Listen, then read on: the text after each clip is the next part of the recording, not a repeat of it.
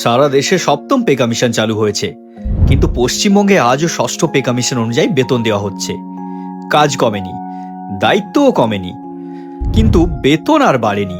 ওগো শুনছো, এটা দেখো পশ্চিমবঙ্গের কর্মচারীদের বেতন নিয়ে কি বলছে কেন্দ্রীয় স্বরাষ্ট্রমন্ত্রী।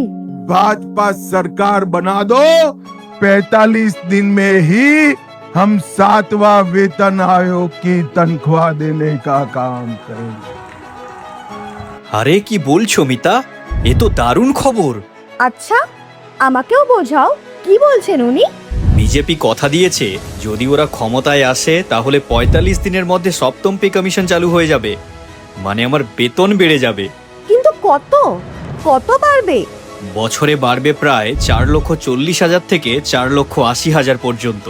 সত্যি? এ তো সত্যি দারুণ খবর। এবার তো আমি আমার ভোট বিজেপিকেই দেব। হ্যাঁ মিতা, তৃণমূল সরকার আমাদের কষ্টের কথা বোঝেনি, কিন্তু বিজেপি সত্যি সবাইকে নিয়ে ভাবে। হ্যাঁ, একদম তাই।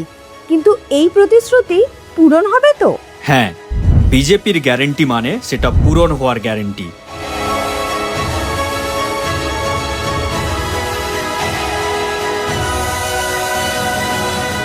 বিজেপির হাতে হোক বাংলায় পরিবর্তন যাত্রা। পরিবর্তনের লক্ষ্যে দলে দলে যোগ দিন।